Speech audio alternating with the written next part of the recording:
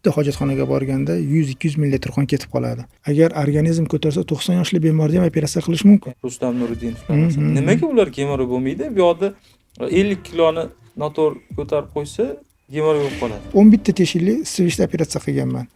Qozog'istondan, Atrovdan kelgan bemor. Shunaqa rasvolikini yozib beribsiz. Men bu svechangizni ichish juda ham qiyin ekanini tashladida. Aka orqaga qo'yish kerak bo'lgan dorini og'ziga qo'ygan ekanda. Mirzoqdagi sizni qamoqxonalarga chaqirib turishar ekan. Mahbuslarni konsultatsiyaga chaqirishadi. Konsultatsiyasiga. Lekin aytdagi sharoitlarni ko'rib, to'g'risi endi rahmim keldi ularga. Ma'lum bir vaqtdan keyin bemor baribir shu kasallikning asoratidan hayotdan ko'z yumish ehtimolligi juda yuqori. Agar o'sha 1-2 yil oldin aniqlanganda edi, to'g'ri oldinlari juda ham qiyin bo'lgan. Hamma gemoroydan qo'rqib qolgan. Lekin bugun operatsiya bo'lib ertaga chiqib ketadigan bemorlarimiz bor. Sen tayusmisan, rashk qilmaysanmi ayolingni, onangni? Nega erkak proktologga olib borib ko'rsatasan? Hojatxonaga borganda qonni ko'rib qolgan onasi. O'sha yerda qolib ketadi. Hojatxonada o'tib qoladi. Aksariyat yoshlar keladigan bo'lsa tushunadi. Bu savolni bermaydi. Bu yosh katta. 50 dan tepalar savol beradi. Qotlanib yotib uxlayman, ertalab yana ishga ketaman. Kiyimimni almashtiraman, yana boshqa kiyimda ketaman. Uyda kiyib yuradigan kiyimda ketaman. Qizim shunday qaratdi. "Ada bugun biznikida qolasizmi?" dedi. Shunda muzladim. Aka yaxshi ko'raman, ishlashni xohlayman, lekin qizim shunaqa dedi. Endi bolalarimga jin e'tibor berishim kerak deb skoriyadan bo'shadim. Shifokor bo'lish uchun fidokor bo'lish Fidokor degan albatta. Gapga yana bir guvoh bo'ldim. Assalomu alaykum Mirzoq aka, salomatmisiz? Va alaykum assalom. O'zingiz yaxshimisiz? Sizmisiz? Rahmat aka. Xudo xolasa bugungi podkastimizda proktologiya mavzusini yoritamiz. Xalqimizda proktologiya desa qaysi yo'nalish deydi. Kardiologiyani bilishadi, stomatologiyani bilishadi, lekin bu eng dolzarb bo'lgan sohalardan bittasi, endi rivojlanib kelyapti. Bugungi podkastimizda mana shu proktologiyadagi eng dolzarb mavzularni yoritamiz. Xudo xolasa va bu yoritish orqali xalqimizda именно proktologiya bo'yicha va tibbiy bilimini, tibbiy salohiyatini ozgincha bo'lsa ham oshirishga o'zimizning hissamizni qo'shamiz. Xo'p, bo'lmasa cho'zib o'tirmasdan birinchi savolni boshladim. Mirzoqdagi o'zi gemoroy ko'proq ayollarda uchraydimi yoki erkaklardami? Bizda o'zimizni O'zbekiston sharoitida oladigan bo'lsak, ko'proq ayollarda uchraydi, erkaklarga nisbatan. Sababi o'zi gemoroyni keltirib chiqaruvchi asosiy sababchi faktorlar borda. Masalan, og'riq ko'tarish, ko'p o'tirish, ich qotishi va noto'g'ri ovqatlanish. Asosan mana shu narsa gemoroyni keltirib chiqaradi. Endi nima uchun bu ayollarda ko'proq? Ayollarda tug'ruq jarayoni bo'ladi. Homila borgan sari kattalashib boradi. Birinchi oyga nisbatan ikkinchi oyda kattaroq. Sekin 9-oyga borib 4-5 kilocha vaznda ayol qorinda ko'tarib yuradi. Bu to'g'ri ichakdagi zastoyni yuzaga keltiradi. Ya'ni varikoz kengayishiga sabab bo'lib, gemoroyni shakllantirib qo'yadi. Demak, og'riq ko'tarish, ko'p o'tirish, ich qotishning sababi ham shu. Shu joyda bitta savol kelib qoldi menda. Masalan, bir ayol avvaldan gemoroy bo'lgan va 9 oylik yoki 8 oylik homilasi bor, tug'ish arafasida. Gemoroyi bezovta qilib qoldi. Shu payt operatsiya qilish mumkin bo'ladimi? Nima bo'ladi? Bunaqa holatlarga juda ham ko'p uchrayapmiz. Chunki aksariyat gemoroy bilan kasallangan homilador bemorlarimiz keladi. 7-oy, 8-oy gemoroy bilan qonash yoki og'riq yoki tromboz shikoyati bilan keladi. Osteopatologiya bo'lsa, operatsiya qilish kerak. Masalan, aktiv qon ketish. Bitta hojatxonaga borganda 100-200 millilitr qon ketib qoladi. Anemiya. Anemiya bu bitta organizm uchun emas, ikkita organizm uchun salbiy ta'sir qiladi, ham bolaga, ham onaga. Buni oqibatida kelajakda tug'ilishi mumkin bo'lgan bolani aqliy rivojlanishida va jismoniy rivojlanishida turli xil muammolar bo'lishi mumkin. Shu joygacha ta'sir qiladimi? Ha, ta'sir qiladi. Masalan, anemiya bilan siz yaxshi ovqat yemasdan ishlay olasizmi? Masalan, ertalab zavtrak qilmasdan soat 4-5 gacha nima deydi, foydali ish kayfiyati yuqori bo'lgan ishni bajara olmaysiz-da. Demak, qon kammi, bola yaxshi oziqlanmaydi. O'sishi va rivojlanishida salbiy ta'sirini ko'rsatadi albatta. Aktiv qon ketish bo'ladigan bo'lsa, birinchi o'rinda nima qilamiz? Akusher ginekologlar bilan maslahatlashgan holda bolani, ya'ni homilani obdon tekshiruvdan o'tkazamiz. Tekshiruvning xulosalari va onani organizmidagi holat operatsiyaga qarshi ko'rsatmada, ya'ni shakllantirmasda albatta operatsiya qilamiz. Ko'p operatsiya qildik. 24 haftalik, 28 haftalik, 32 haftalik homilador ayollarda operatsiya qildik. Qalay o'tdi ularda? Operatsiya yaxshi. Hammasi zo'r o'tdi. Homila ham yaxshi. Ujur bag'riga bosganlar bor, telefon qiladi. Mana farzandimni bag'rimga bosib oldim. Yaxshi, zo'r bo'lib ketdik. Keyin nima deyman? Umri, rizqi ota-onasi baxt-taqsi bilan bergan bo'lsin.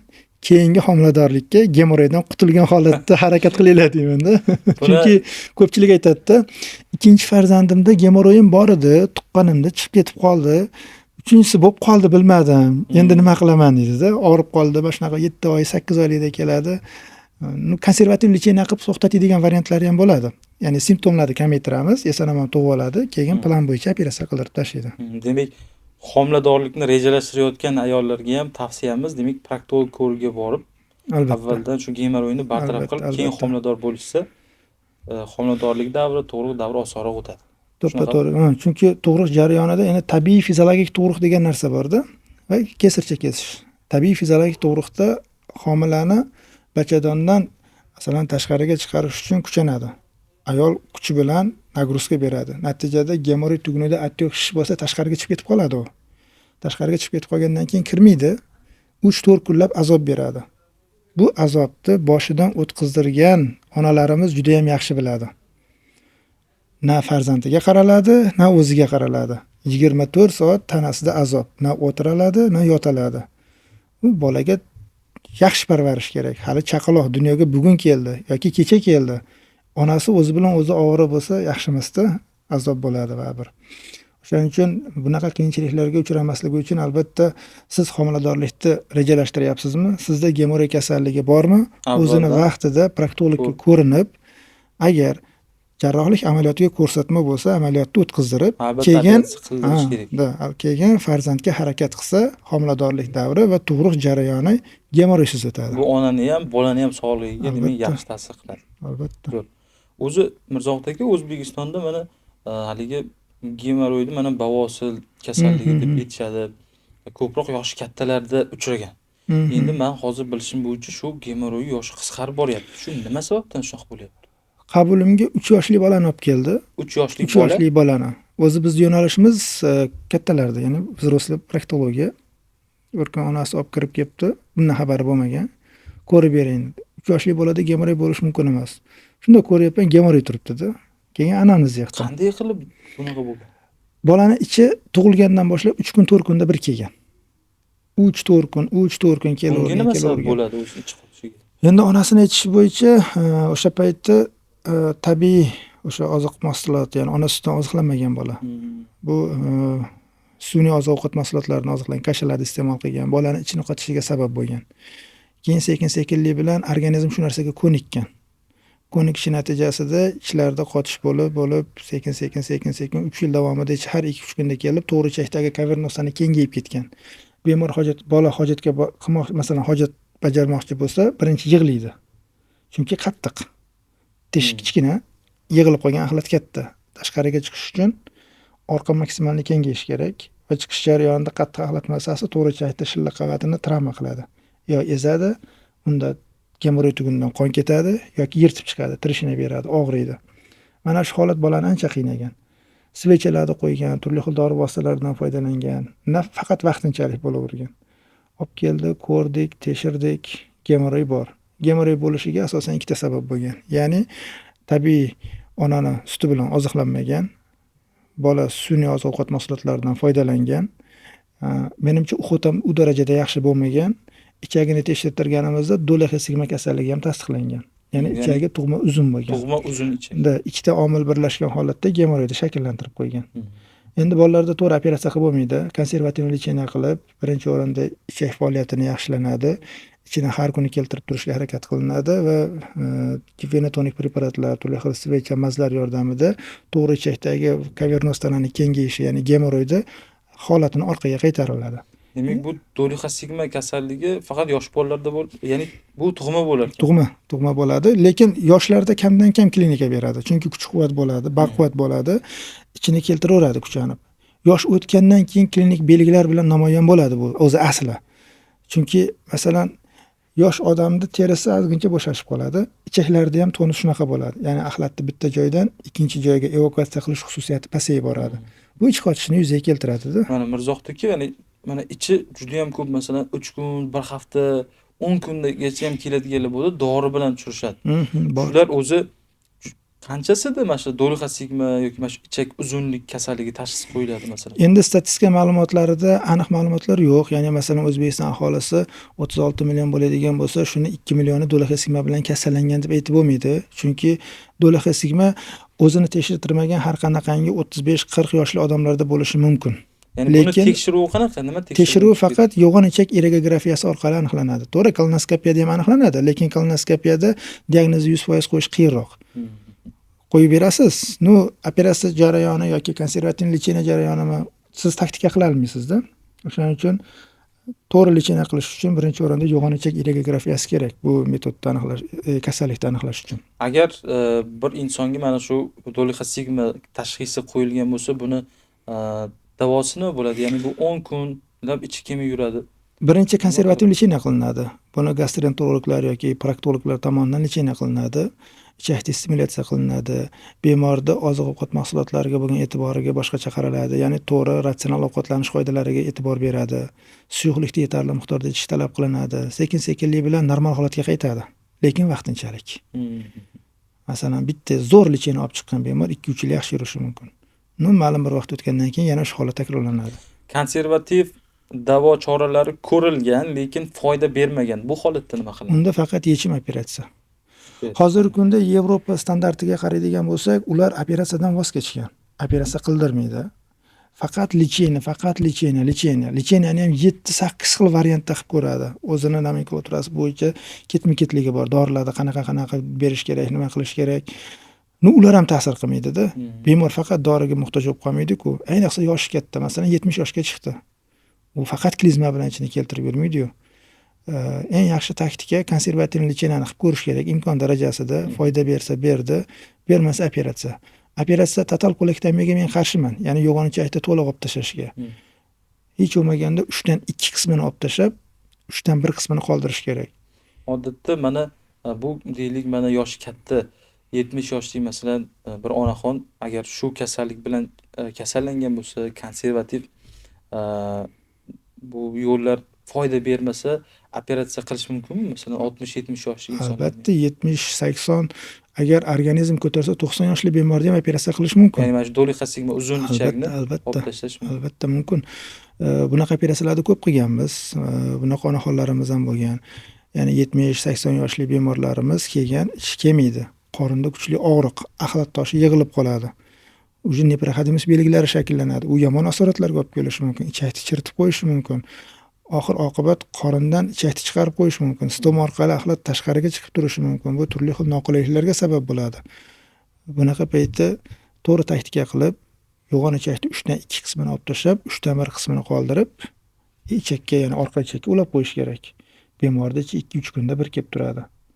Bo'lishi mumkin bo'lgan qiyinchiliklarning oldini olinadi. Bo'lishi mumkin bo'lgan asoratlarning oldi olinadi. Odamning hayot sifati yaxshilanadi. Masalan 70-80 yil umr ko'rib, shu darajagacha turli xil qiyinchiliklarni boshdan kechirib, oxirida kasallikdan azob chekish kerak emasda. Bu kasallikni demak qancha ertaroq agar amalga oshirilsa, ya'ni bu operatsiyani shuncha yaxshi bo'ladi. Shuncha yaxshi bo'ladi. Yoshlik paytida qilinsa, albatta. Haligi organizm tiklanib, ichakka ulanganda baribir ishlab ketish kerak degan narsa bor-ku. Bo'ladi. Masalan, ikkita bemor, bittasi 70 yosh, bittasi 40 yosh. Xuddi shu amaliyotda ikkovini ham bajardingiz. Ana 70 yoshli bemoringiz shifoxonada 10-12 kun qoladi. 40 yoshli bemor bo'lsa bir haftada chiqib ketadi. 1 oydan keyin, uzog'i 2 oydan keyin 40 yoshli bemor og'ir jismoniy mehnatni bemalol bajaradi. Organizm yoshligi hisobiga. Haligi tiklanish jarayoni qisqa bo'ladi, anaqa yengil o'tadi. Yengil o'tadi. Xo'p, Mirzohid aka, mana juda ham ko'p kasalliklarni boshlab beradigan bir narsa bor, bu stress deyishadi. Stressda proktologik kasalliklarga ham ta'siri bormi? Bor, albatta. Stress to'g'ridan to'g'ri ta'sir qilmaydi, lekin sababchi faktor bo'la oladi. Masalan, oddiy misol. Stress. Odam qattiq stressga tushdi. Stressning ta'sirida bemorda yo ichi qotadi yoki ichi o'tadi. Qaysidir bemor stressning ta'sirida tonus ortib ketdi, 2 kun, 3 kun hojatga chiqmadi. Axlati qattiq, tashqariga chiqmoqchi. Gemoroid tugunini ezib, qonatib chiqadi yoki to'g'ri ichakni yirtib, dreshina qilib chiqadi. Endi ikkinchi bemorimiz. unda stress naborat ta'sir qildi, ichini surib yubordi. Bir kunda 7-8 marta hojatga o'tishga majbur bo'lib qoldi. Panos. Bu nima degani? 7-8 marta o'tish ham nagruzka. Bu ham gemoroyni shakllantiradi, trishinani shakllantiradi. Bundan tashqari gemoroy ham bo'lmadi, trishina ham bo'lmadi. Bu yerda muskulus sfinkter ani bo'ladi. Ya'ni muskul, ya'ni sfinkterni ko'tarib turadigan muskul bo'ladi. O'sha muskullarning tonusini ortqizib boradi. Demak, baribir stress ta'siri bo'ladi-da, baribir tonus ortgandan keyin sezuvchan bo'lib qoladi. Sezuvchan bo'lib qoldi degani, ichi sal qotib kelsa ham og'riydi, ichi sal o'tsa ham og'riydi. Sababchi faktor bo'la oladi. Qaysi bir kasallikni shakllantirib qo'yadi stress. Yana ham bitta juda ham qiziq savol bor. Aynan shu gemoroy masalasi bo'yicha og'ir atletika bilan shug'ullanadigan 200 kilolab, 250-300 kilolab yuk ko'taradigan masalan sportchilarimiz bor. Rustam Nuriddinovlar masalan. Nimaga ular gemoroy bo'lmaydi? Bu yerda 50 kiloni noto'g'ri ko'tarib qo'ysa, gemoroy bo'lib qoladi. Rustam Nuriddinovlarning yaxshi ustozi bo'lgan. To'g'ri ko'tarish qoidasini o'rgatadigan tepasida ustozi bo'lgan. Chunki agar o'sha 200 kilo yoki 150 kiloni ham qoidalarga amal qilgan holatda ko'tarsa, nafaqat gemoroy, balki beldagi grijalar ham bo'lishi mumkin. Shu narsalarni oldini oladi. Hammasi og'ir sport bilan shug'ullanadigan sportchilarimizda gemoroy, grijasi yo'q-ku. Demak, og'ir ko'tarding degani gemoroy bo'lib qolasan degani emas. Yo'q. Uni to'g'ri ko'tarish kerak, albatta. Kun bo'yi o'tirib ishlaydiganlar uchun maxsus savolimiz bor. Kun bo'yi ofisda o'tirib ishlaydigan insonni harakati ko'p insonga qaraganda kunlik ovqat ratsioni qanaqa bo'lishi kerak? Endi o'tirib ishlaydigan bemorlarda, endi o'zimizning soha bilan bog'laydigan bo'lsak, gemoroy kasalligi shakllanadi. Chunki kichik chanoq bo'shlig'ida sekin-sekinlik bilan dimlanish yuzaga keladi.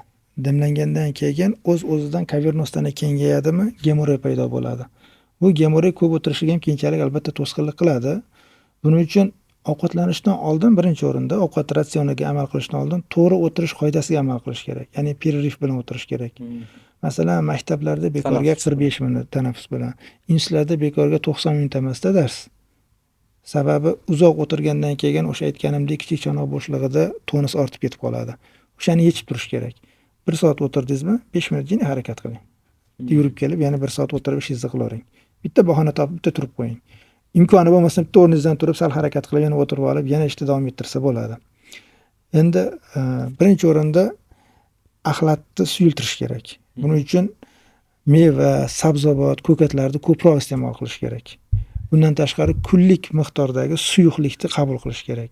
Organizm bir kunda 2-3 litr, yoz kunlarida 3-4 litr suyuqlik talab qiladi. O'sha suyuqlikni ichib turish kerak. To'g'ri o'tirish qoidasiga amal qilsa, ratsional ovqatlansa, ko'p o'tirsa ham gemoroy bezda qilmaydi. Ya'ni gemoroy kasalligi bilan kasallanmaydi. O'zbekistonda proktologik yana gemoroyga qo'shimcha yana qanaqa kasalliklar ko'p tarqalgan? Gemoroy bilan birgalikda ko'pincha trishina keladi. Trishina bu to'g'ri ichakda shilliq qavatini yirtilishi. Gemoroy orqa ichakni to'sib qo'yadi. Axlat chiqmoqchi, kuchangan payti yirtib chiqib ketadi, yoriladi. Keyingi safar axlat kelganda o'sha yorilgan joyga tegadi, achishib kuchli og'riq beradi. Bu trishina degan kasallik. Bundan tashqari parapraktikda ham uchraydi. Chunki qattiq axlat massasi shilliq qavatni yirtib chiqadi. Parapraktik qanaqa kasallik? Parapraktik degani to'g'ri ichak atrofidagi yog' to'qimasini yiringli yallig'lanishi. Masalan, oddiy misol, furunkul, karbonkul, xalq orasidagi ko'z yara deydi-ku, xuddi shunga o'xshagan narsa, ichida yiring bo'lgan bir hosila. Bu o'zidan o'zi paydo bo'lib qoladimi? Yo'q, buni sababchi faktorlari ko'p. Masalan, og'ir yuk ko'tarish, ko'p o'tirish, ish qochishi, zaxda, namda ko'p yurish, stress faktorlari ham sabab bo'ladi. Buni mexanizmi nima bilan yotadi? Masalan, tasavvur qiling, oddiygina xaltacha bor. Xaltacha uchi yopiq turadi. Biz ovqatlanamiz, undan axlat massasi shakllanadi. To'g'ri ichakda ampulla qismida yig'iladi. To'lgandan keyin miyamizda impuls bo'ladi. Axlat yig'ildi, bor chiqarib tashladi deydi. Biz hojatxonaga boramiz. Ana shu payt haligi xaltacha ochiladi. Ichida suyuqlik bor. Suyuqlik chiqadi. Axlatimizni maylab beradi. Va axlatimiz yumshoq ko'rinishda chiqib ketadi. Lekin hojat payti haligi xaltachamiz yopilib olish kerak. Bu yopilolmay qoladi. Masalan, stress faktori ta'sirida. Yoki 2 kun oldin ichi qotib qolgan, shilib ketgan, travma qilgan uning natijasida. Yoki zaxda, namda ko'p yurgan. Shuni hisobiga. Buning ichiga axlat kirib qoladi. Organizmning immuniteti zo'r bo'lsa chiqarib oladi, lekin o'sha payt immunitet past bo'lsa-chi? o'sha yerda yiringlash alomati boshlanadi. Chunki shilimshiq modda turadigan joyda axlat tushib qoladi. U yiringlaydi. Atrofi yog'. Yog'da yiringlash xususiyati tezroq. Keyin sekin-sekinlik bilan qizarib shishib chiqadi. Mana shu Og'riydi. Mana shu narsa paraparaktit. Bu kasallik ham ko'p uchraydi. Bu paraparaktitni yorilishi bor yoki shifokor tomonidan yoradi. Sivish paydo bo'lib qoladi. Bu sivish oqma yara, ya'ni haligi paydo bo'lgan teshik emas va shifokor tomonidan ochilgan yoki o'z-o'zidan yorilish natijasida yuzaga kelgan teshik o'rtasida xot paydo bo'lib qoladi.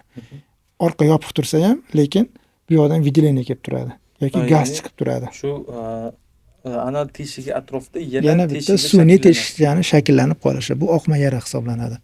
Bu kasallik ham juda ham ko'p uchraydi. Ko'p bemorlar bu kasallik bilan shikoyat qilib keladi. Mana shu kasallikning eng og'ir formalari qanaqa bo'ladi masalan? Endi og'ir formalari bu sfintr bilan bog'liqda. Masalan, ekstra sfintr oqmalar bo'ladi. Anusdan bir necha santimetr uzoqlikda bo'ladi-da, yo'li ko'p bo'ladi, bir nechta bo'ladi. Bu kasallikda yechimi faqat operatsiya, jarrohlik amaliyot, lekin jarrohlik amaliyotidan keyin o'ziga yarasha asoratlar qoladi. Sfintr yetishmovchiligi bo'ladi. Bu nima degani? Sfintr yetishmovchiligi yaxshi his olmay qoladi. Yaxshi his olmay qoladi. Masalan, bemor paraparaktit bo'ldi, keyin undan sivish shakllandi. Sivishda operatsiya qildi. Hozirgi kunda sivishda ikki xil usulda operatsiya qilinadi. Lazerni va elektrokoagulyator bilan. Lekin lazerda qilib bo'lmaydigan sivishlar ham chiqib qoladi-da, ya'ni kesib olib tashlash kerak. Shunda o'yib olib tashlaysiz, o'rni bitib keladi, yopishadi. Teri-teriga keladi, tagidagi muskul yopishadi bir-biriga, lekin nerv qolib ketadi-da, yaxshi his qolmay qoladi. Mana shunaqa darajagacha kelmaslik uchun nima qilish kerak? Buning uchun albatta o'zini sog'lig'iga inson e'tiborli bo'lish kerak-da, o'zini vaqtida proktologga ko'rinish kerak. Buni agar vaqtida deylik boshlanganini qayerdan bilamiz? Birinchi savol. Va boshlanganida sirazi bu tezda proktologga ko'rinadigan bo'lsa, bu kasallikni qay darajada biz to'xtatib qola olamiz? Endi boshlangani o'zi birinchi bu paraparaktitdan boshlanadi. Qizarib shishib chiqadi, yo o'zi yoriladi yoki doktorga borib yordiradi bemor. O'sha doktor aytadi, hozir yeringni ochdim, tozaladim, lekin sivish paydo bo'lib qolishi mumkin. Agar paydo bo'lib qolsa, albatta proktologga borgin deydi. Bu 2-3 oy ichida shakllanadi, ya'ni 2-3 oy ichida aniq bo'ladi deydi. Lekin bir xil bemorlarimiz o'sha 2-3 oyda 20 yil, 30 yilgacha kechiktirib yuboradi. Keladi, 20 yildan beri shu kasalman deydi. 20 yildan keyin bu oddiy forma qay darajagacha borgan sari rivojlanib ketaveradi. Masalan, oldin teshigi bitta bo'lsa, 7 ta, 8 ta, o'zim 11 ta teshikli sivishda operatsiya qilganman. Qozog'istondan, Atrovdan kelgan bemor. Orqasida 11 ta teshigi bor. Axlat chiqadigan bitta teshik, lekin yiring, gaz, axlat, suyuqlik chiqib turadigan yana 11 ta teshigi bo'lgan. Eng sложный sivish o'sha bemorda operatsiya qilganman.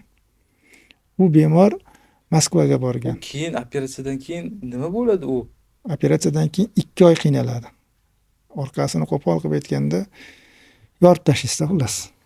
11 ta jarohat, har taraflama. Bitta hojatga chiqsa, bemor uchun juda ham bir azobda. Bu yaxshi bo'lib ketdi. Yaxshi bo'lib ketdi, ko'z tiymasin. Zo'r. Har xarda telefon qilib turadi. Xo'p, Mirzohid aka, men bitta statistika ko'rgandim. AQSh aholisini yarmida gemoroy bor. Shunaqa. Chunki gemoroyga sababchi faktorlar bor: og'riq ko'tarish, ko'p o'tirish, ich qotish, noto'g'ri ovqatlanish. Noto'g'ri ovqatlanish u yoqda birinchi o'rinda. Nega noto'g'ri ovqatlanish? Ularda tayyor va yarim tayyor oziq-ovqat mahsulotlari pashti 100%. Endi ikkinchisi, ya'ni ratsionda yarim tayyor mahsulotlar ko'pligi juda sabab. ko'p. Pashti 90-100% holatda Mana shu faktor ularda eng ko'p gemoroy bilan kasallanishni belgilab beradi. Bundan tashqari gipodinamiya, kam harakatlik ham mavjud. E'tibor berganmisiz, Amerikaning aksariyat aholisida ortiqcha vazn mavjud. Juda ko'pchilik. Yosh bolalarda, masalan, bizda 4-5-sinfda o'qiydigan bolalarga kiring, maktablarga kiring. Hammasi kichkina, ixchamgina bolalar, qizlar. 4-5-sinf Amerikadagi sinflarga bitta kirib ko'ring, pompaloqchalar yugurib yuradi. Demak, ularda mana shunaqa darajada gemoroy ko'pligining sababi demak noto'g'ri ovqatlanish. Noto'g'ri ovqatlanish, noto'g'ri hayot tarzi. Gemoroy bo'lmasligi uchun 3 ta muhim tavsiya ayta olasizmi? Og'riq ko'tarmaslik, ko'p o'tirmaslik va ichda qotirmaslik kerak. Faoliyatingizdagi eng qiziq bemor nimasi bilan yodingizda qolgan? Eng qiziq bemor xullas viloyatdan bemor keldi shikoyat bilan. Doktor, o'zim cho'ponman. qo'y mollarda, tog'larda boqib yuraman. Bitta chiqib ketsam 3 oy yoki 4 oyda qaytib kelaman qishlog'imga deyapti-da. Lekin mana shu vaqt orasida gemoroyim rosa qiynaydi meni. Bu gemoroy shunaqa azob beradiki, hojat qilgim kelmaydi og'rig'idan. Menga lecheniya yozib bering, yaxshi bo'lib ketaydi-da. Ko'rdim, operatsiya qilinadigan darajada. Bemor operatsiyani qat'iyan rad qildi. Dorilarni yozib berdim. Bemor ketdi. Endi qayta bog'lab faqat bemor telefon qilganda bo'ladi-da bizga. Telefonlarni yozib berdim. Hammasini savolingiz bo'lsa telefon qiling. Telefon qilmadi, esimdan ham chiqib ketdi. Har doimgidek ish rejimida ishlab yuribman. Bir kun bemor keldi. Habitus yaxshi emas, mendan norozi. Doktor lecheniyangiz 1 tiyinlik foyda bermadi. Shunaqa rasvo lecheniya yozib beribsiz, men bu svechangizni ichish juda ham qiyin ekanini tashladi-da. Muzlab qoldim. Na kulishimni bilaman, na yig'lashimni bilaman.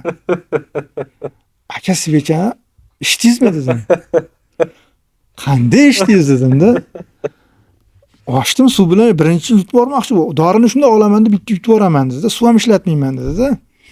Bu menimcha suvni tejash uchun akani o'zida tabiiy shakllangan instinktda, chunki tog'larda yursa suv uzoqqa ko'tarib yurmaydi, 4 ta baklashga qilib yurmaydi, 2 ta oladi, kamroq ichishga harakat qiladi. Dorini ichib olardim. Buni shunaqa ichaman dedim, icholmadim dedi. Suv bilan ichaman, o'tmaydi. Ichdim oxirigacha, lekin yordam bermadi dedi. Aka orqaga qo'yish kerak bo'lgan dorini og'ziga qo'ygan ekanda. Zo'rg'a o'zimni bosdim, kuldim. Ichimda kuldim. Ichimda kuldim. Keyin tushuntirdim, rasmlarga chizib, aka mana bunaqa qilasiz, mana bunaqa qilasiz, mana bunaqa qiling yaxshi bo'lasiz dedim. Buni shunaqa qilish kerakmi dedilar, resk o'zgardilar aka. Endi yaxshi bo'lib ketgan bo'lsa kerak, dorini to'g'ri joyga qo'ygandirlar. Eng qizig'i shu bo'lgan. Ko'pchilikka aytib berganman, ko'pchilikni ishongisi kelmagan. O'zim ham hayratda qolganman-da. Dedi 35-40 yoshli aka-da. Mirzoq aka sizni qamoqxonalarga chaqirib turishar ekan. Mahbuslarni konsultatsiyaga chaqirishadi. Konsultatsiyasiga. U yoqda holatlar qanaqa, nima bo'yicha ko'proq chaqirishadi? Endi bitta qanaqa vaziyat, proktolog bo'lmaydi qamoqxonada. Xirurg bo'ladi, masalan, traumatolog, hamma mutaxassislar ham bo'lmaydi. Shunaqa mutaxassislar kerak bo'lsa, ular Sog'liqni saqlash vazirligi orqali aloqaga chiqib, konsultatsiyaga yuborishadi. Biz bordik, ko'rdik. Birinchi marta kirganimda o'zimni boshqacha his qilganman. Chunki birinchi marta qamoqxonaga kirdim-da. Aytdagi xuddi siz kabi, biz kabi bemor qiladi, insonlarda ozodlikdan cheklangan. Hayot tarzini ko'rdim. Shukr qildim.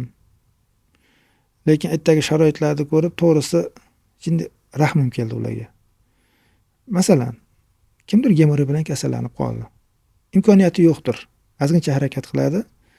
Malakali tibbiy xizmatdan foydalanish imkoniyatiga ega bo'ladi. Kimdirdan qarz olar masalan-da endi. Zato shu kasallikdan qutuladi. Yo lazerda qildiradi, yo ligashurda qildiradi. Variantlar bor. Bitta variant yo'q. Bitta doktor ham yo'q. Borsangiz kutib turadi hammasi. Hammasiniki har xil holatda operatsiya qilish kerak. U yoqda qanaqa og'ir holatlarga duch keldingiz? Xullas, Xorazmlik bemorni konsultatsiyasiga chaqirishdi. Bordim. Shikoyatlarini eshityapman. 2 marta qon ketib qolgan bemorda. Gemoglobin 40 gacha tushib ketib qolgan. Gemoroyni deb. Gemoroydan qon ketgan. Gemoglobin tushib ketgan. Sangort ko'p qilgan, qon quygan, ko'rgan, o'ziga kelgizirgan. Gemoroyin bor ekan, gemoroyni operatsiya qilgan. Hammasi yaxshi ketgan. Oradan hech qancha vaqt o'tmasdan yana qon ketib qolgan. Yana shu ahvol takrorlangan. Keyin doktorlar ko'rgan, ko'rsa orqada qanaqadir polip bor. Keyin meni chaqirishdi. Bordim, ko'rdim, barmoq bilan ko'rdim. Shubha onkologiya. Bemorda yuqori ehtimolli bilan onkologiya bor. Ko'rish kerak. Tekshirish kerak, aniq tashxis qo'yish kerak. Bekorga gemoglobin tushib ketmayapti. Soyasi baland, anamnezlardan onkologiyaga tortiydigan narsalar ko'p. Tekshirtirdik, bemorda to'g'richa o'smasi. Onkologiya chiqdi. Onkologiya chiqdi, tasdiqlandi onkologiya. Endi balkim o'sha bemor ozodlikda bo'lganda yaxshiroq natija bo'lishi mumkin edi-da. Chunki birinchi marta qon ketgan payti boradi, ko'radi, tibbiy tekshiruvlardan o'tadi. Sizda onkologiya bor ekan. Oradan 2-3 yil o'tib qoldi-da. уже metastazlab bergan, уже tarqagan. Endi nima qilish mumkin? Faqatgina bemorning umrini uzaytirish mumkin va hayot sifatini biroz yaxshilash mumkin. Nima bo'ladi? Qo'pol qilib aytganda, to'g'richak ekstrapozitsiyasi bo'lib, polni olib tashlanadi hamma narsa. Ko'tin teshigi yopib tashlanadi. Axlat qorindan chiqib turadi. Ma'lum bir vaqtdan keyin bemor baribir shu kasallikning asoratidan hayotdan ko'z yumish ehtimolligi juda yuqori. Agar o'sha 1-2 yil oldin aniqlanganda edi, bemor 2 yil, 3 yil emas, balkim 10-15 yil yashashi mumkin edi. Ya'ni erta diagnostika bo'lmagan edi bu. Endi mana shuncha imkoniyatlar yaratilyapti. Xudo xolasa o'sha sangortlarda ham ya'ni oxirgi kundagi texnologiyalar sekin-sekin kirib boradi. Ularda lazer apparati yo'q, ligashur yo'q, ko'p narsalar yo'q edi. Keyin ularga taklif berdim. Hamma narsa bor menda. Sizlar chaqiringlar, bemor tayyorlaylar. Beminat shunday operatsiya qilib beraman dedi. Yig'inglar albatta bepulga. Savob uchun, o'sha yerdagilarga yordam bo'lishi uchun. Bir kun hojatxonaga borib qiynalmasdan chiqib kelsa ham, o'shandan rohat olaman. Qilamiz dedim. Doktorlar ham xursand. Ertaga doktorlarni ko'nglini ochiqligini-da maza qilib gaplashdim. Bo'ldi, xursand bo'lishdi ular ham. Aytishdi, ustozing endi gaplashdik, ustozlarim haqida gapirdim. Mana shu ustozlaring ham kelardi, bular ham kelardi. Endi ko'pchilik chaqirishardi konsultatsiyaga kelishganida. Ular ham kelib operatsiyalarni qilib berishardi deyishdi. Lekin bizda ming afsuski, masalan, lazer yoki ligashor yo'q. Endi ki bo'ladi xudo xolasa. Ya'ni biz kerakligini bildirganmiz, endi kelsa xudo xolasa bo'ladi. Keyincha bemor bo'lsa chaqiring, borib qilib beraman hamma narsasini. Gaplashdik.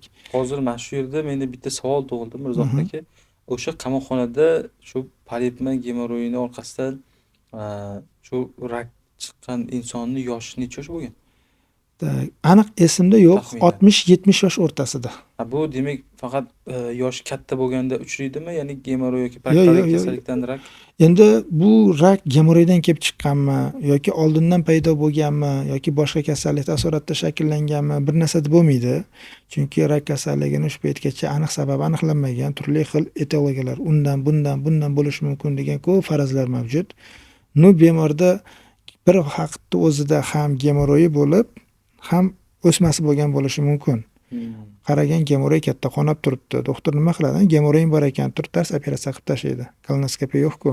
Demak, profilaktika yuzasidan ham gemoroy bor odam o'zini xavfsizligi keyingi hayot uchun sezdimi, demak, proktolog ko'rigiga borish kerak. O'zi asli 35-40 yoshdan o'tgan bemorlar iloji bo'ladigan bo'lsa 1 yilda 1 yoki 2 marta polni organizm tekshirib ko'rish kerak. Faqat proktologik jihatdan emas. Chunki xavfli kasalliklar boshqa a'zolarda ham ko'p uchraydi. Tekshirtirib turish kerak. Odam o'zini sog'lig'iga e'tibor berish kerak. Kasallikni davolagandan ko'ra uni oldini olgan yaxshi-da. Oldini olgan albatta yaxshi bo'ladi. Shuning uchun sekin-sekin xalqimizda ham tibbiy bilimi, tibbiy saviyasi ortib boryapti. Chunki oldinlari menga faqat gemoroy bilan kasallangan yoki spish bilan kasallangan bemorlar kelar edi. Ularda faqat konservativ lecheniya emas, operatsiya bilan davolardik. Endi hozirgi kunda bemorlar kelyapti, aka, menda gemoroy bor, bilaman. Bezda qilmaydi, lekin nimadir chiqib turadi. Shuni oldini olmoqchiman, ertaga qiynalmay. Hozir ya'ni endi bezda qilib turgan payti davolaveray. Agar davolashni iloji bo'lsa davolaylik. Operatsiya qiladigan bo'lsa qildirib tashlaylik. Chunki ertaga qiynalmay deb keladiganlar ko'payyapti. Ularni ko'rib xursand bo'laman. Eng oson qutuladigan insonlar ham mana shular bo'lsa kerak. Albatta. Chunki gemoroyda tush asoratining 4 ta darajasi bo'lsa, birinchi darajasida sababchi faktorni bartaraf qilib, to'g'ri lecheniya qilinsa bo'ldi, gemoroy bezda qilmaydi qaytib. Lekin 2-chi, 3-chi, 4-chi darajalarda bir-biriga chaqiraveradi. Masalan, 2-chi daraja 3 ga o'tadi, 3 4 ga o'tadi. 4 oxiri bizga keladi, operatsiya qilamiz-da. Operatsiyaning o'ziga yarasha qiyinchiligi bor. Buni gemoroy bilan operatsiya bo'lib, boshdan o'tkazib, qiyinchilikni boshdan o'tkazgan bemorlar juda ham yaxshi biladi. To'g'ri, oldinlari juda ham qiyin bo'lgan. Hamma gemoroydan qo'rqib qolgan. Bu dardni dushmanimga ham ravo ko'rmayman degan. Qiyin juda ham. Reabilitatsiya og'ir o'tadi, o'tkazib borganda. Lekin bugun operatsiya bo'lib, ertaga chiqib ketadigan bemorlarimiz bor. Qiynalmaydigan, bir haftadan keyin ishga chiqib ketadigan bemorlarimiz bor. Mana shular yaxshi, oldini olish kerak. Mirzohid aka, mana sizda xalqaro tajriba bor, ya'ni Xitoy, Sankt-Peterburg, Moskva larda borib malaka oshirib kelgansiz. Aynan proktologiya bo'yicha mana shu u yoqdan qanaqa yangi bilimlarni, yangi texnologiyalarni O'zbekistonga olib kelgansiz? O'rganib kelgansiz. To'g'ri, o'rganganmiz, qanaqa ko'p narsani o'rgandik, lekin bu narsa O'zbekiston uchun yangilik emas edi. Chunki o'sha Yevropada masalan Germaniyani olaylik. Klaus Blumberg degan zo'r proktolog bor. U qanaqa amaliyotni bajarsa, O'zbekistonda ham xuddi shu amaliyotlar bajariladi. Bitta men emas, juda ham ko'p doktorlar qiladi bu ishni. Balkim ulardan yaxshiroq ham qilarmiz. O'shaning uchun ulardan tajribani o'g'irlaymiz, ya'ni tajribani o'rganamiz. Chunki u 50 yillik proktolog. Biz endigina masalan 3 mingta, 4 mingta operatsiya qilgandirmiz. U 30 mingta qilgan. Hozir o'zi proktologiya bo'yicha, ya'ni aynan operatsiya qilish uchun eng so'nggi texnologiyalar nima o'zi dunyoda, O'zbekistonda? Butun dunyo bo'yicha hozirgi kunda gemoroyda 1-2 daraja bo'lsa lazer. 3-4 daraja bo'ladigan bo'lsa garmonik va ligashur. Eng zo'ri shu. Bizda ham bormi bu? Albatta, anchadan beri bor. Boshqa usullar ham bor operatsiya qilinadigan, lekin reabilitatsiyasi qisqaroq bo'lgan, bemor qiynalmaydi va qayta asorat bermaydigan usullar shu. Asosan lazer boshlanishida og'ir darajalarda garmonik va ligashur. Endi Mirzohid aka, masalan, yoshi kattalarimizning ko'pchiligida masalan gemoroy bo'ladi. Deylik, masalan, farzandi otasida yoki onasida shu muammo borligini biladi, lekin o'sha ota-onasi proktolog ko'rigiga borishga uyaladi yoki qo'rqadi. Shularga tavsiya bersangiz, menimcha bizni kuzatib o'tirganlarning orasida shunaqa insonlar bo'lsa kerak yoki o'zi umuman o'zida bor, qo'rqyapti. Shunga tavsiya bering. Ko'p kuzatuvchilarimizdan keladigan savol, masalan, ayol proktolog bormi? Ular andisha, uyalib, erkak proktologga borishni xohlamaydi. To'g'ri, bu narsaga to'g'ri qarash kerak. Erkak proktologga borib ko'rinish kerak degan narsa, masalan, o'zimda ayolim, singlim, onam, qizlarim shunaqa vaziyatga kelib qolsa, proktologga olib borib ko'rsatish kerak. Lekin ayol proktolog bo'lmasa-chi? Sen tayusmisan, rashk qilmaysanmi ayolingni, onangni? Nega erkak proktologga olib borib ko'rsatasan deyish mumkin. Lekin bu kasallikdan ertaga hayotiga xavf soluvchi omil bo'lib o'tib ketib qolsa-chi? Baribir dinimizda ham, agar dinimizda ham bor bu narsa, ruxsat berilgan. Endi u bemor, u shifokor. Bitta ayol, erkak degan narsa yo'q. Endi hayot bizga berilgan omonat, uni asrashimiz kerak. Masalan, ayol proktolog bormi? Olib borib ko'rsatish kerak. Yo'qmi? Erkak proktolog bormi? Olib borib ko'rsatish kerak. Uyalish yoki qanaqadir andisha qilib qo'rqib yurish kerak emas. O'zini vaqtida ko'rsatish kerak. Chunki bu kasallikdan o'tib ketgan bemorlar bor. Bu kasallikning natijasida azob chekib yurganlar bor. Endi doktor erkak kishi ekan, ayol kishiga bo'lsa ko'rinaman, bo'lmasa ko'rmayman deb o'sha jonni qiynab yurish kerak emas-da. Shunaqa qilib shu anemiyaga tushib qolgan juda ham ko'p bemorlar keladi. Mana masalan tasavvur qiling, 37 gemoglobin bilan kelgan bemor borda. Oppoq, turmushga chiqmagan yosh qiz. Gemoglobin 37. Onasi bilan adasi olib kelgan. Demak, o'zi uyalib kelmaganda, uyalib ota-onasiga aytmagan vaqtida. Hojatxonaga borganda qonni ko'rib qolgan onasi. Birinchisi e'tibor bermagan. Endi qiz bola meni so'radi, sikl kelgan, shunaqa bo'lgandir. Keyin ko'paygan. Keyin ushlagan qizni. Nima bo'ldi? Nega bunaqa qon? Shunaqa anchadan beri qon keladi. U tozalab turib, qon shu darajada ko'p ketgan. Boshi aylangan, onam bilmasin deb imkon darajasida tozalagan, bosh aylanib, vujudga ko'z oldi qorong'ulashgan, atrofni to'liq ko'ra olmagan, qon qolib ketgan. Keyin onasi shu darajagacha onasiga uyalib aytmagan qiz. Bilib darrov onasi bilan dadasi olib keldi, ko'rdik, o'lchadik, gemoglobin 37 chiqdi. To'g'ri reanimatsiyaga joyladik, qon gruppasini aniqladik, qon quydik, gemoglobinni 97 ga chiqardik, operatsiya qildik, hammasi joy-joyida bo'lib ketdi. Agar o'sha qiz, uzr, yana gapingiz bo'ldimi? Andisha qilib aytmay yurganda qon ketib qoldi, boshi aylandi, hojatxonada yiqilib tushdi. Qattiqroq boshini qaysidir bir jihozga urdi.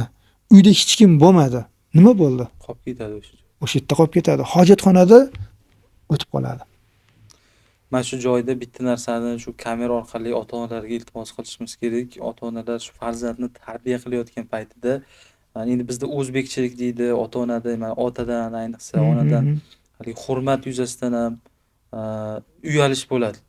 Aynan lekin sog'lik masalasida bu narsaga ana shu uyat, andisha degan narsani olib tashlab turib, ota-ona farzand bilan, farzand ota-onasi bilan muomala qilishligini Mirzohid aka bilan tavsiya qilib qolamiz. Chunki mana shunaqa anemiya darajasigacha, bosh aylanish darajasigacha o'tib ketmasligi uchun. Albatta. Masalan, ota o'g'liga aytish kerak, ona bo'lsa qiziga.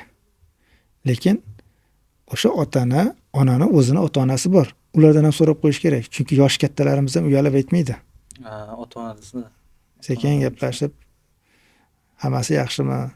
Sog'liqlaringizda muammo yo'qmi? Bo'lsa ayting. Doktorga borib bitta ko'rsataman. Hozirgi kunda meditsinamiz yaxshi rivojlangan. Mendan yoki uydagilardan uyalib aytolmagan dardingiz bo'lsa ayting. Kasallikni davolagandan ko'ra oldini olgan yaxshi deb e'tibor berib qaratilsa yaxshi bo'ladi. Buni bilan nima demoqchiman? Yaqinda bitta bemor keldi, yoshlari 78 ga chiqqanda, amakini 78 ga chiqqan. Shu gemoroydan qon ketib yurgan, bilmagan, dala yerda to'letida o'tirgan, tushib ketavergan, bosh aylanib yuravergan, qarilikka yo'ygan. Anchadan beri gemoroy bo'lgan. Qog'ozga artganda bo'lgan, kam-kam kelib yuraverganda, oldindan bo'lgan. Gemoroy ham qonapti deb yuravergan. Borgan sari holsiz bo'lib yuravergan, shu qarilik, aslida qon ko'p ketib qolgan. Keyin shu hojatxonaga olib chiqqandan keyin hech qancha yurmasdan yiqilib tushgan, kollapsga tushgan o'zi.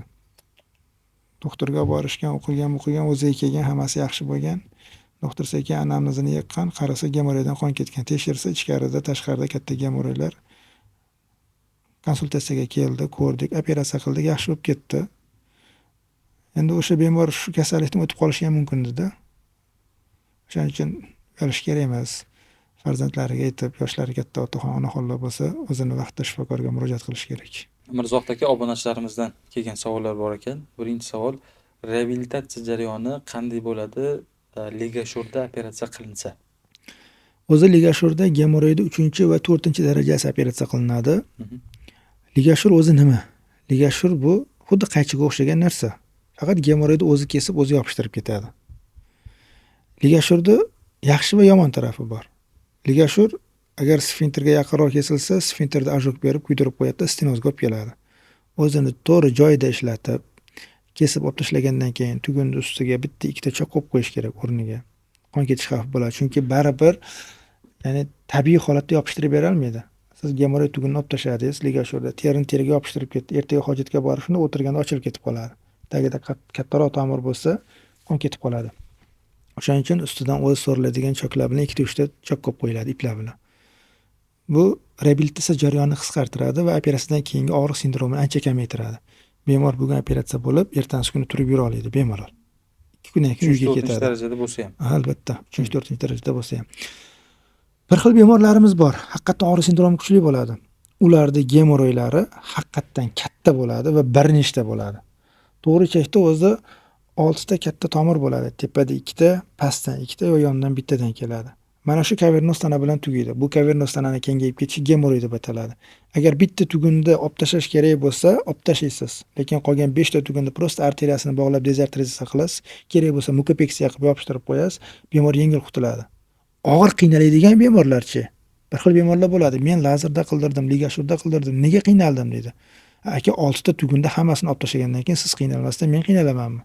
Bitta chok, qo'lingizda bitta pichoq kesib ketdi, lekin 6 joyidan kesilsin. Gemoroy katta bo'lib ketgan. Shunaqa holatda keladi, ular haqiqatan qiynaladi. Chunki unga o'zlari aybdor. O'zini vaqtida kelmagan. Undan keyin operatsiyadan keyin torayishlar kuzatiladi. Proktologiyani qiyinlashtiradigan ham bemorlarda o'zi, proktologiyani yengillashtiradigan ham bemorlarda o'zi. Keyingi savolimiz, gemoroyni erkagi, ayoli, ya'ni urg'ochisi bor deyshadi. Shu o'zi bor narsa. Yo'q, bu umuman bo'lmagan gap. Gemoroyda erkagi yoki urg'ochisi bo'lmaydi. Mana masalan oddiy misol. Biz stomatologni yaxshi bilamiz, kardiologni yaxshi bilamiz. Proktologni endi bilishni boshladik. Xalq proktolog nimasi tushunmasdi oldin. Endi shakllanyapti bu narsa. Oldin bu gemoroy operatsiyasini xirurglar qilgan va proktologiya to'liq o'rganilmagan. Masalan, bemor bordi, xirurgga tushgan odam biladi. Xirurgga bordi. Qarasa bitta tugun chiqib turibdi. Gemoroy bo'lib qolibsiz deb top tashlaydi. Oradan 1 yil o'tdimi, yana chiqib qoladi. Yana doktorning oldiga boradi. Doktor nima deydi? Sizniki urg'ochisi ekan ko'payib qolibdi deydi. Shunaqa bo'lib tashlaydi. Haligi doktorga oldiga 2 marta, 3 marta boradi, hamma tugunni oldiradi, keyin yaxshi bo'lib ketadi. Endi bittasi keldi, gemoroy, olib tashladi, lekin hayot tarzini to'g'riladi, ichini qotirmadi, yaxshi bo'lib ketdi.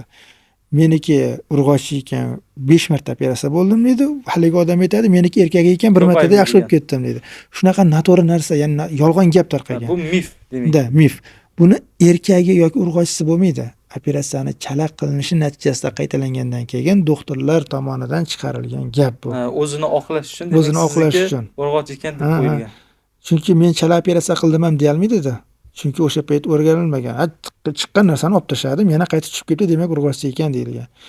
Keyin sekin-sekinlik bilan, demak, soch siralkasi bo'yicha masalan 3-7 tomirda kattaroq tomir bor, undan kattaroq tugun chiqadi. Soch siralkasi bo'yicha 1da, 5da, 9da nisbatan kichikroq tomir bor, aytdan kichikroq tugun chiqadi. Demak, 6ta tugun bo'lishi mumkin. 3ta tugun bezda qildimi, 3ta tugunni olib tashladingmi? Shakllanadigan tugun bormi? Prosta dezartrizatsiya qilib qo'y, qaytalanmaydi. Bo'ldi, shu bilan qutuladi. Erkak yoki urg'ochi degan narsasi bo'lmaydi. Endi hozir aksariyat yoshlar keladigan bo'lsa tushunadi. Bu savolni bermaydi. U yoshi katta, 50 dan tepalar savol beradi. 60-50 yoshdagilar. Instagramni ko'p ishlatmaydi ular. Ijtimoiy tarmoqda nisbatan uzoqroq. O'sha paytdagi erkagi bor ekan, urg'ochisi bor ekan degan gaplarni ko'proq eshitgan ular. Shu narsa miyasida qolib ketgan. Xudo xolasa, yana bir 20-30 yildan keyin proktologiya to'g'risida hamma to'liq ma'lumotga ega bo'ladi va bu erkagi urg'ochisi bor degan narsa tarixda qolib ketadi. Xudo xolasa. Shu joyda bir savol bermoqchiman. Kasbingiz oilangizdan nimani tortib oldi? Kasbim oilamdan o'zimni tortib oldi. 2018-yil 3 ta joyda ishlayman. Respublika shoshilinch tibbiy yordam ilmiy markazi 16 deyishadi. Jeksov klinikasi. Shoshilinch tibbiy yordam, skori. Ishga boraman, kelaman, kiyimimni almashtiraman, keyingi ishga dejurstga ketaman. Bir oyda 12 tami, 13 tami dejurstda turaman. Har kuni ishlaman ertalabdan kechgacha. Ish vaqtim ertalab 8 da 5 gacha ish. 12 kun yo 13 kun dejurstva bo'ladi. Uyga kelaman, dejurstvadan charchab chiqamanmi? Ovqatlanib yotib uxlayman, ertalab yana ishga ketaman. Yillar o'tib qoldi. Endi bu 2015-yildan 2018-yil 3 yil shunaqa tartibda ishlaganman. 2016-yil qizim tug'ilgan. Hadichaxon. 2018-2019-yil orasida qizim yurib ketgan, gapirishni boshlagan. Ishga ketib tursam, kuzatib qolardi oyisi bilan. Yana qaytib kelardim. Shu bir kun nimadir bo'ldi, ishdan vaqtliroq keldim. Kelib uy kiyimimni kiydim. Chunki odatda kelaman, kiyimimni almashtiraman, yana boshqa kiyimda ketaman. Uyda kiyib yuradigan kiyimni kiydim. Qizim shunday qaratdi. "Ada, bugun biznikida qolasizmi?" dedi-da. Shunda muzladim. Qizim katta bo'lib qolganini, u menga to'ymaganini his qildim. To'g'ri bordimda, birinchi, "Ha, qizim bugun qolaman, faqat hozir shunday ishxonaga o'tib qaytib kelaman" dedim-da. Bo'lgan voqeani o'sha yerda Iskoriyada ishlar edim. Davron aka degan zavedishimiz bor edi. Davron aka, "Mana shunaqa bo'ldi" dedi. "Men ishlamayman endi" dedim. Juda ham yaxshi ko'rardim Iskoriyada ishlashni. Ko'p narsani o'rganganman.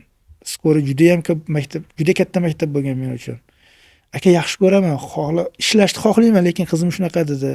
"Endi bolalarimga jin e'tibor berishim kerak" deb Iskoriydan bo'shadim. Keyin 16 dan bo'shadim. Hozir ish faoliyatimizni o'sha Jeksovda davom ettiryapmiz. Bu gaplaringizdan shifokor bo'lish uchun fidokor bo'lish kerak degan albatta gapga yana bir guvoh bo'ldim. Demak, kasbimiz oilamizdan o'zimizni tortib olganda ma'lum bir vaqt. Men qizimda, demak, bunday olib qaraydigan bo'lsa, 3-4 yoshlar oralig'ida faqatgina uyga kelganda ko'rganman-da. Yakshanba kunlari parkka chiqqandirmiz, yakshanba kunlari etbetga olib borgandirman. Lekin u qiz meni ko'rmasdan katta bo'ldi desa ham bo'ladi-da. Shifokorlikda mana shunaqa qo'shtirnoq ichida qora kunlari ham bor. Odamlar sizni kuchli deb bilishadi, siz esa qachon o'zingizni ojiz his qilasiz? Ko'pincha bemorlarda oldida bo'ladi bu holat menda. Operatsiya payti o'zimga uverin bo'laman. Qo'rqmayman, qiyinchiliklardan qochmayman, operatsiyani qilib chiqaman. Operatsiyadan keyingi reabilitatsiya qiyin bo'ladi. Bemor aytadi, "Nimaga menda mana shunaqa bo'ldi, doktor? Nimaga men yaxshi bo'lmayapman? Nimaga yoki menda qon ketib qoldi? Nimaga?" O'sha paytda o'zimni shunaqa his qilamanki, nahotki xato qilib qo'ydim deyman. Nimadir qildim ekan degan shubha paydo bo'lib qoladi. Bu operatsiyadan keyingi reabilitatsiya bo'ladigan narsa. Baribir bemor sizga aytadi, nimaga menda shunaqa bo'lyapti? Nega siz og'riqlarni bir haftada o'tib ketadi degandingiz-ku? Nega 2 hafta bo'ldi, 3 hafta bo'ldi menda og'riq o'tmayapti deydi. Yoki masalan shunaqa holat bo'ladi, qon ketib qolish kuzatiladi bemorlarda. Shunaqa holatlar bo'ladiki, hojatga borganda aka yarim chelaklab qon ketib qolishi mumkin. Yarim unitasida qon bo'lishi mumkin. Shunaqa holatlar boshimizga tushgan. Yarim kechasi borib qon to'xtatgan holatlarimiz bo'lgan. Nimaga menda shunaqa bo'ldi deydi. Siz ataylab bemorda qon ketib qolsin deb operatsiya qilmaysiz-ku. Asorat degan narsa bo'lishi mumkin. Axlat bilan kontaktda shunaqa holatlarda o'zimni juda ham kuchsiz, juda ham bir nochor his qilaman. Nimaga bemorga shunaqa bo'ldi? Nimaga aynan men operatsiya qilgan bemorda shunaqa asoratlar kuzatildi? Albatta o'sha zahoti asoratni to'xtatib bemorda shifo topishiga harakat qilamiz. Shu paytgacha 2-3 marta shunaqa holat bo'lgan bo'lsa, hamma bemorlarimiz Allohga shukr yaxshi bo'lib ketgan. Lekin ana shu biroz qiyinchilik payti sizga ishonchsizlik bilan shunaqa savollarni bersa, o'zingizga bo'lgan ishonchingiz sal pasayadi. Endi bu masalada shifokorning sabablaridan tashqari Allohning xohishi ham bor-da. Ya'ni biz sabablarni qilamiz. Endi masalan bizni o'sha ichaklarni ishlab ketishi bormi, uni tiklanishi baribir Alloh taoloning qudrati bilan bo'ladi. Shunaqa. Siz ketganingizdan keyin odamlar siz haqingizda bitta gap aytsa, u qanday gap bo'lishini xohlardingiz? Rahmatli yaxshi inson edi. Yaxshi doktor edi. Mirzohid aka, kattakon rahmat. Bugungi podkastimiz juda ham ajoyib o'tdi. Sizni yana bir bor ko'rmagan qirralarimizni siz bo'yicha ko'rdim desak bo'ladi. Bugungi podkastimiz o'ylayman bizni ko'rib turganlarga juda ham manfaatli bo'ladi. Xudo xolasa. Ketkazilgan vaqtlar unumli o'tdi degan umiddamiz. Bitta bemorda o'zini kasalligi yoki bezovta qilib turgan qanaqadir dardi uchun yaxshi xulosa chiqargan bo'lsa, demak biz uddaladik. Rahmat aka. Salomat bo'ling.